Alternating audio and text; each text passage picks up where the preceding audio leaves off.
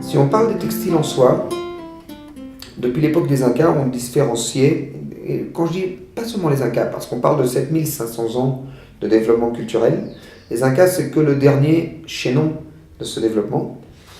Les communautés sont toujours distinguées par leurs accoutrements, comme on pourrait voir en France avec l'Alsace, ou le breton, ou les Basques.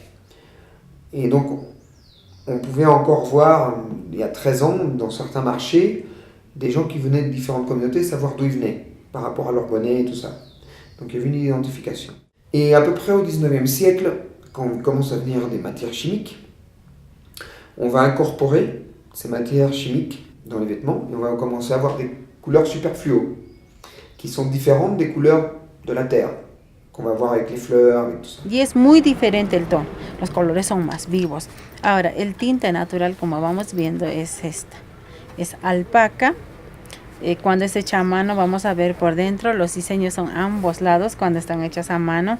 Y es más pesado y frío cuando es alpaca. En cambio, cuando es sintético es bastante ligero, ¿no? Entonces, ese es el detalle. ¿Por qué lo hacemos esto? Es para poder diferenciar. Que muchas veces pueden decir, esto es alpaca, y no lo es. Le tourisme peut être perçu comme quelque chose de négatif ou comme quelque chose de positif. Pendant quasiment 500 ans, on leur a dit « ta culture ne vaut rien ». Tout d'un coup, il y a plein de gens qui s'intéressent à cette culture. Donc c'est quelque chose de positif. Mais par ailleurs, on n'a effectivement pas un contrôle de qualité ou un organisme qui va te dire ça c'est vrai, ça c'est pas vrai. Si par exemple on prend des pulls d'alpaga, tout le monde va dire c'est du bébé alpaga. Non, à 40 sols, à 60 sols, tout de suite on sait que c'est pas possible. Donc tout dépend où est-ce qu'on va. Si on va aller dans un centre artisanal où la personne elle est là toute la journée, c'est presque sûr que c'est pas elle qui l'a fait.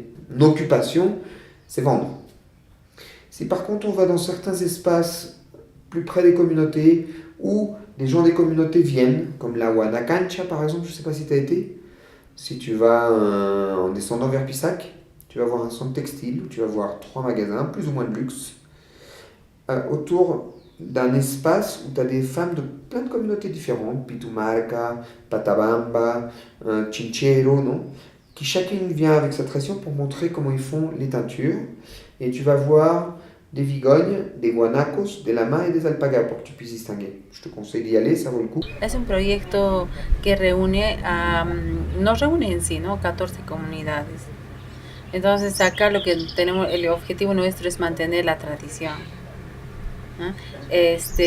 Manteniendo esta técnica ancestral, tanto lo que es el teñido, tanto lo que es el tejido. Y acá estamos unos 15 días. Después de 15 días las personas se van a su familia, luego otra persona viene, así es rotativo. Son asociaciones de tejedores artesanos que trabajamos con agua en la cancha. C'est une opportunité pour les femmes de ramener de l'argent dans leur famille. Le fait que la femme puisse sortir de la communauté et aller vendre dans un train, dans un bus et tout ça, va lui donner un nouveau pouvoir dans la famille. Et on va avoir un changement de relation entre hommes et femmes. Dans la cosmovision andine, il y a toujours une dualité, comme le yin et le yang. C'est pas une culture machiste. C'est pas une culture où l'homme a la suprématie. Même, je dirais, parfois, c'est plus la femme, non, un matriarcat. Mais il y a une dualité. Quand les Espagnols arrivent avec la colonie, on va reconnaître les chefs de famille. Et c'est la colonie qui va reconnaître que les hommes. Et on va mettre les femmes en retrait. Donc plus on est dans les montagnes, plus on a une préservation de la culture andine. Et avec cette préservation de la culture andine, cette dualité est plus ou moins équilibrée, non ?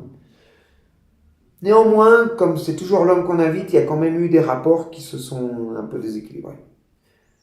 Cette opportunité avec le textile va faire que ces femmes vont avoir un nouveau pouvoir. Donc socialement, ça représentait une grande opportunité.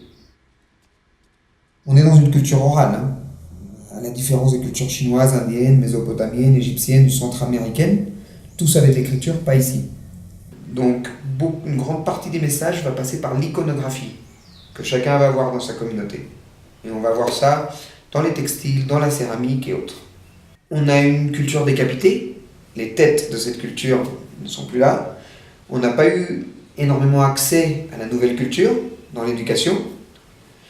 Donc quels sont les véhicules pour transmettre la connaissance? C'est la télévision, c'est les affiches avec les belles blondes en bikini qui sont dans tous les magasins.